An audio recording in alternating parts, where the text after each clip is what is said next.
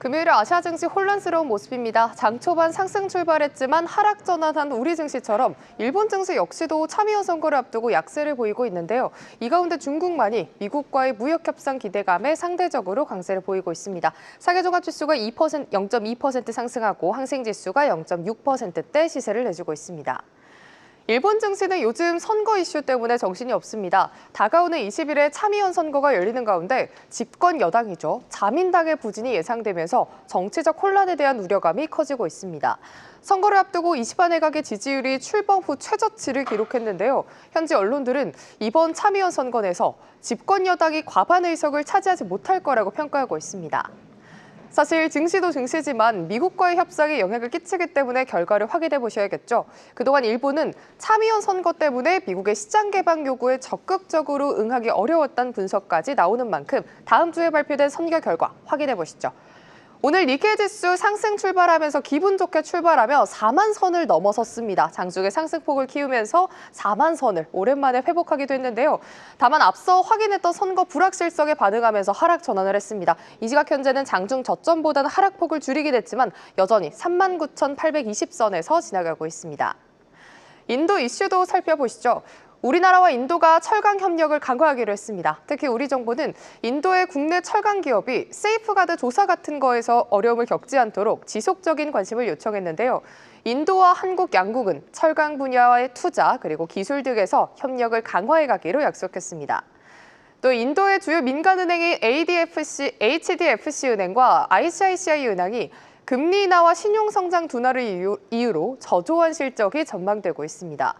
특히 대출 증가가 약화되면서 총 은행 신용 증가율이 5월 기준 3년 만에 최저치를 기록했습니다.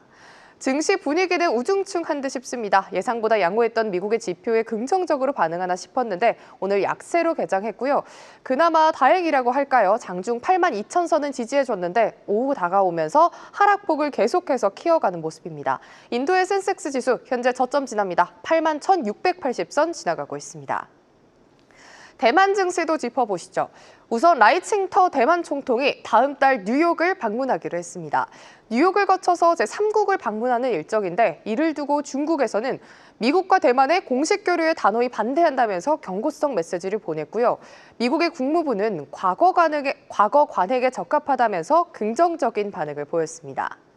친미 성향의 라이 총통은 작년 11월부터 6박 7일 일정으로 미국령 하와이와 괌을 찾은 바 있는데 이에 반발한 중국이 대만 주변에서 대만을 포위하는 형태의 훈련을 한 바 있고요. 이런 이슈들을 좀 확인해 보시면 좋겠습니다.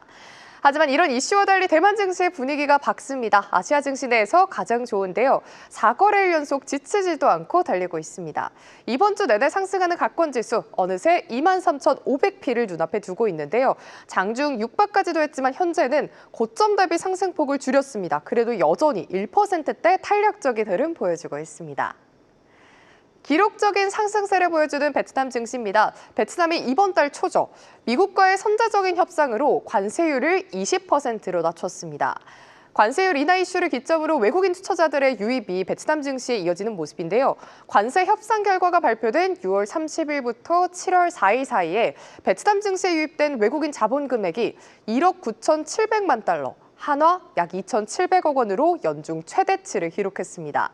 특히 관세가 발표된 이후 4일까지 이틀 동안만 봐도 한화 약 2,600억 원이 몰렸다고 하는데요.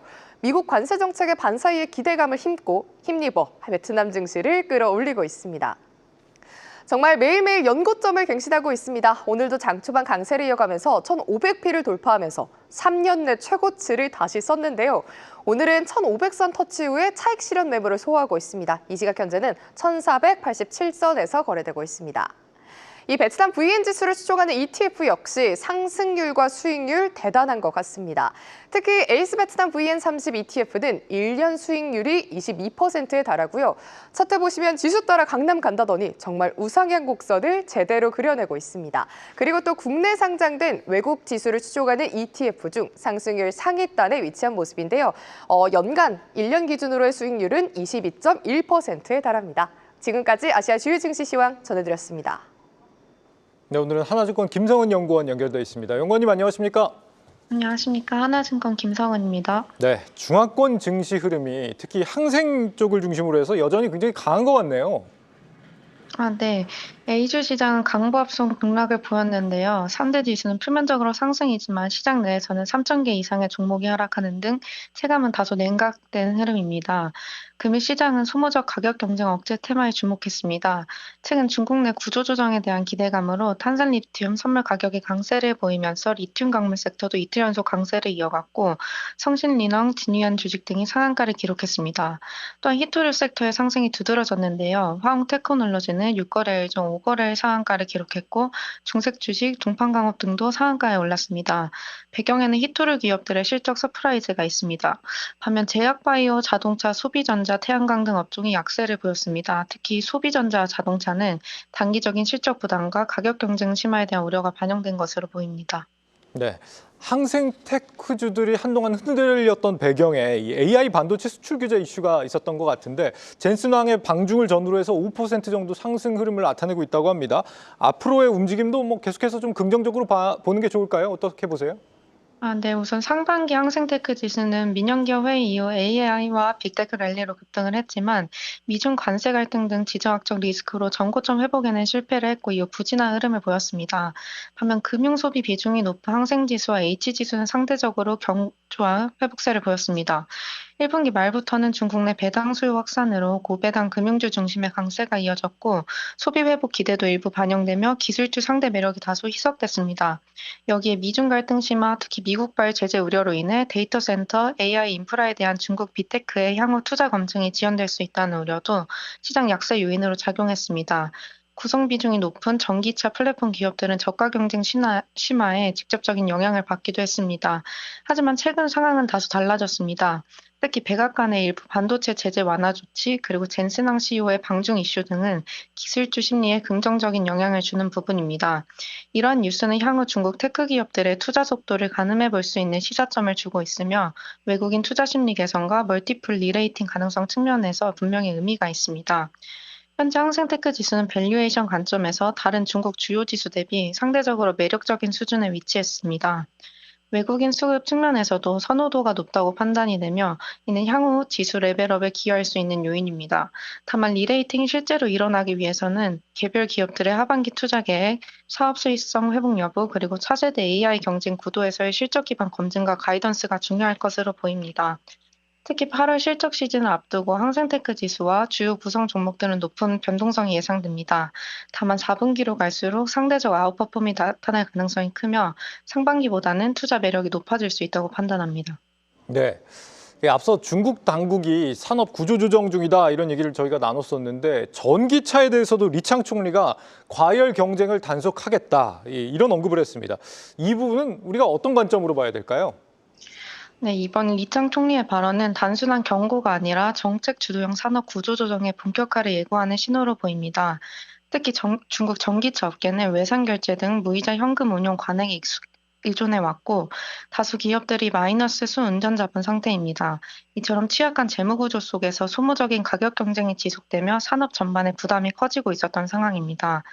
당국이 추진하는 구조조정의 핵심은 단순한 과잉 공급 해소가 아닌 지방정부 주도의 불공정 경쟁 억제, 낮은 마진 구조의 개선, KBX 억제 및 감산 유도, 기술 브랜드 중심의 고도화 전환입니다.